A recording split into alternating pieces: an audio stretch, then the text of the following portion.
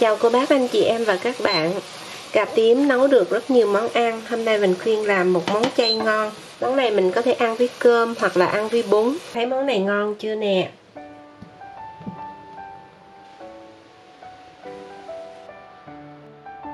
Cô bác, anh chị em và các bạn mình thử để cảm nhận được nét đa dạng phong phú của món ăn Việt. Ngon, bổ, rẻ. Nếu thích video của Bình Khuyên, cô bác anh chị em và các bạn like và đăng ký kênh để đón nhận nhiều video mới Bình Khuyên chia sẻ trong thời gian tới.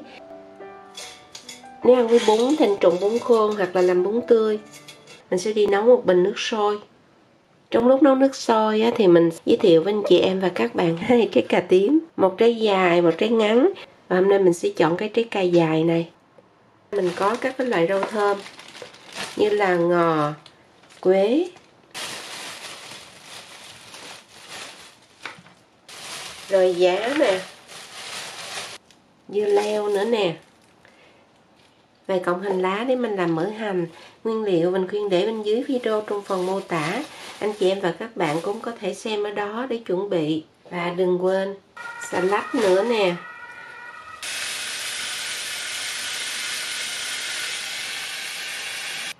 Mình sẽ chế nước sôi vô.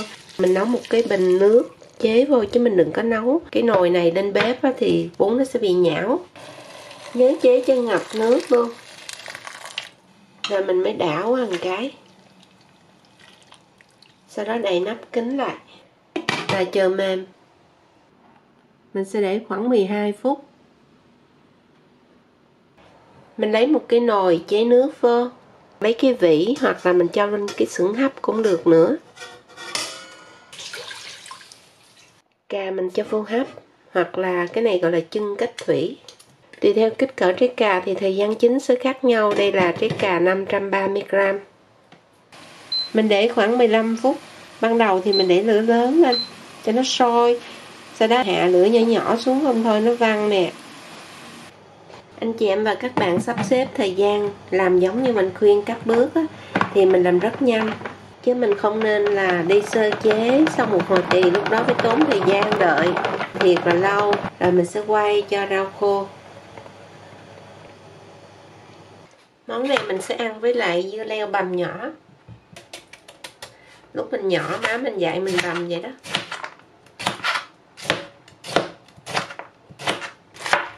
Xà lách mình cũng cắt nhỏ ra cho dễ ăn.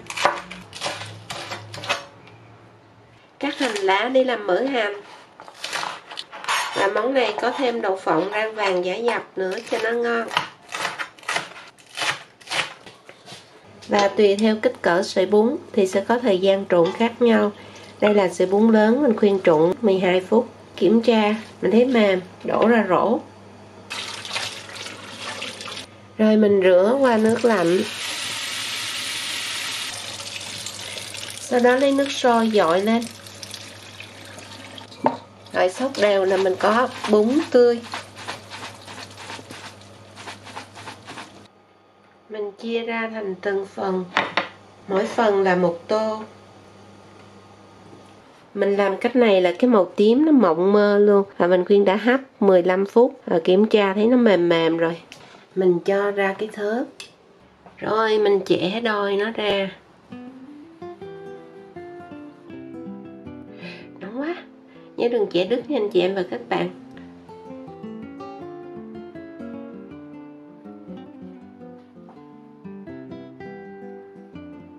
Rồi khứa một đường nè. Khứa một đường nữa cho nó mở ra đó. Cà chín mềm vừa phải luôn. Rồi mình mới khứa những cái đường vậy cho nó thấm gia vị.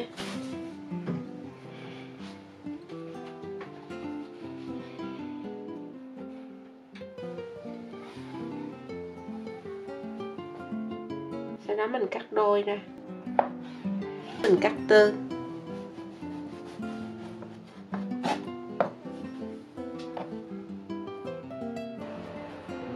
Mình cho nhiều dầu một chút xíu để mình làm mỡ hành luôn.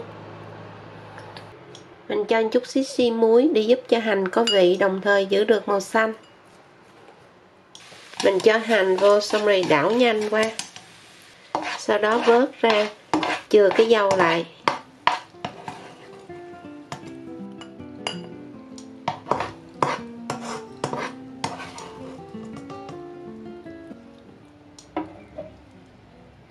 Nếu như ăn chay trường, anh chị em và các bạn lấy hành baro, tức là tỏi tây, không ăn tỏi với lại không ăn hành lá. Mình cho vào đây 4 muỗng canh nước tương, mỗi muỗng 15ml, tức là 4 muỗng 60ml.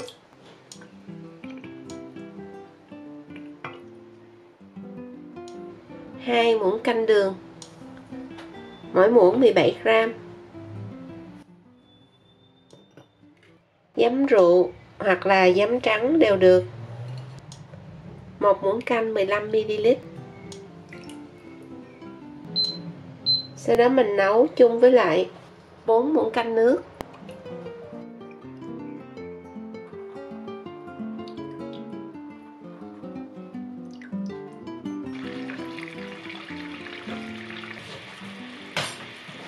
Rồi sau khi đường tan hết và nước tương sôi lại, anh chị em và các bạn sẽ nếm lại tùy theo khẩu vị gia đình nha, cũng như là tùy theo cái loại nước tương nữa, nó có độ mặn khác nhau đó. Mình cho ra chén.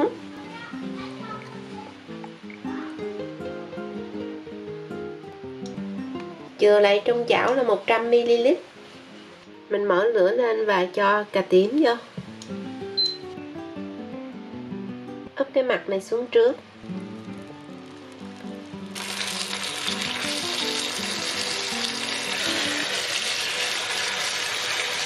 Để lửa thiệt lớn luôn. Nhớ lắc chảo cho nó đừng có bị dính và không bị cháy.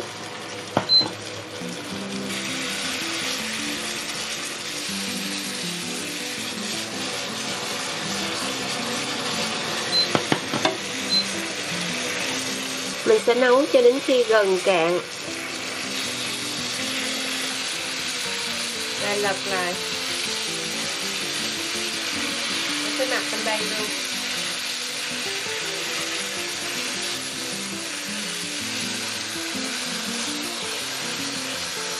Lắc đừng cho nó cháy.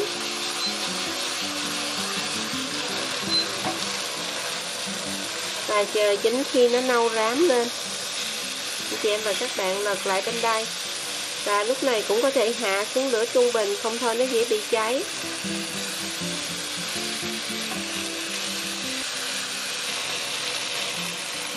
Đọc lại luôn.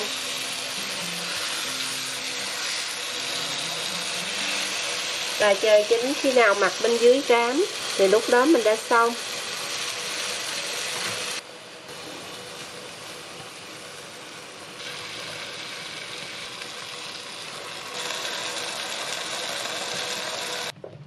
Mình cho tiêu nữa là xong. Cô bác anh chị em và các bạn thấy món này ngon chưa nè? Mình nấu nhiều lên để đẩy khách hoặc là cho gia đình thưởng thức vào cuối tuần. Ăn với bún, với mỡ hành và nước mắm chay cho người ăn chay. Người ăn mặn cũng có thể ăn được món này luôn. Ăn chay cách này cho nó ngon bổ nè. Cái này mà có tía tô nữa lại càng ngon. Cho lên trên. Mình cho chút mỡ hành lên nữa nè. Quá chừng ngon luôn cô bác anh chị em và các bạn ơi. Một trong những món ngon mà cô bác anh chị em và các bạn mình nên thử. Nếu như không nói thì anh chị em và các bạn nhìn có biết ở đây là món ăn chay không ạ? Và vừa nghĩ ra món này và Bình Khuyên nấu luôn. Bác anh chị em và các bạn thấy như thế nào? Để lại bình luận cho Bình Khuyên bên dưới video này nha. Cho Bình Khuyên biết cảm nhận về món ăn này.